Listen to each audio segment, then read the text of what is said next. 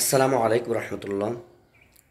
প্রিয় বন্ধুরা, আল্লাহ রব্বুল আলামিন সকল গুনাহ ক্ষমা করলেও একটা পাপ আছে, অন্যায় আছে, যেটা আল্লাহর কাছে ক্ষমা চাইলেও আল্লাহ ক্ষমা করে না। তওবা করলেও আল্লাহ রব্বুল আলামিন ক্ষমা করবে না। যতই কান্নাকাটি করুন না কেন, যতই নফল ইবাদত করুন না কেন, যতই তাহাজ্জুদ নামাজ পড়েন না কেন, যতই আল্লাহর কাছে ক্ষমা চাইতে চাইতে এই চোখের পানি শেষ করেন না কেন, যতই হজ করেন না কেন, কিন্তু এই গুনাহ আল্লাহ ক্ষমা করবেই না। তওবা করলে ক্ষমা করবেই না। সেই গুনাহটা কি, সে পাপটা কি, সে অন্যায়টা কি, আমাদের প্রত্যেক মুসলমানের জানা প্রয়োজন, অতীব দরকার। সেই পাপটি হলো কি জানেন? সেই পাপটি হলো বান্দার হক নষ্ট করা।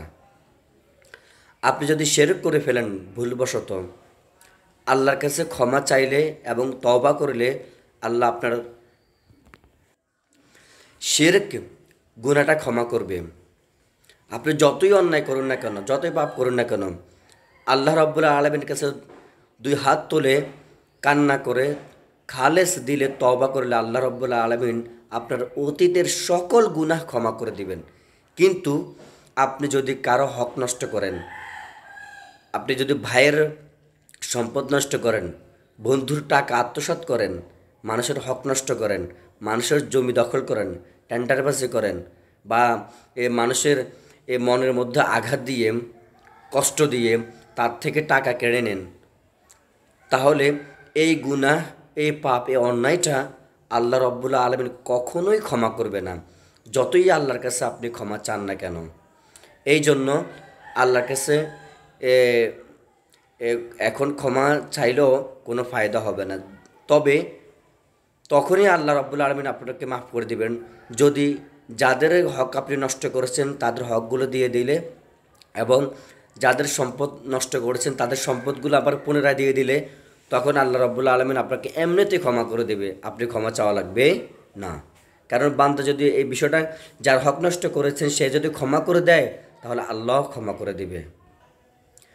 মুসলিম শরীফ 1886 নম্বর হাদিসে আছে যে রাসূল করিম সাল্লাল্লাহু আলাইহি সাল্লাম বলেছেন, শহীদদের সকল গুনাহ ক্ষমা করে দিলেও কিন্তু ঋণ নয়, এই বান্দার হক ক্ষমা করা হয় না, এবং ঋণ যেটা বলতেছি এই ঋণটাও ক্ষমা করা হয় না।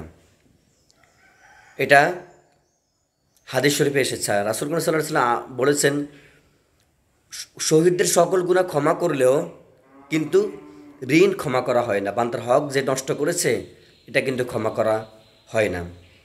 এজন্য দেখেন, একজন শহীদ কাকে বলা হয় আপনারা সকলে জানেন। ইসলামের জন্য তারা শহীদ হয়েছেন, কিন্তু তাদের সকল গুনাহ ক্ষমা করে দিয়েছেন।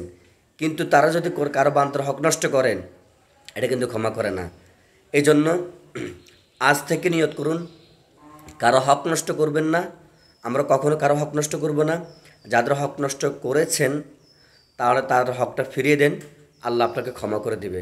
নতুবা আমি যতই আমরা বুজুর্গ হই না, আল্লাহর ওলি হই না কেন, যত নামাজ কালাম পড়তে পড়তে কপাল কালো করি না কেন, এই বান্দার হকের নষ্ট করার কারণে আমাদের বিন্দু পরিমাণও আখেরাতে আমাদের ফায়দা হবে না। এই যে বান্দার হক নষ্ট করার কারণে যে ন্যাকগুলো আছে, কিয়ামতের ময়দানে যারা হক নষ্ট করেছেন তারা আমল নামা এগুলো দিয়ে দিতে হবে। শেষ পর্যন্ত আপনার আমলের ভাণ্ডারের মধ্যে, ন্যাকের ভাণ্ডারের ভিতরে শূন্যর কোঠায় পড়ে যাবে, আপনি জাহান্নামে হয়ে যাবেন।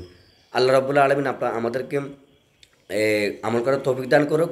আসুন আমরা কারো হক নষ্ট না করি।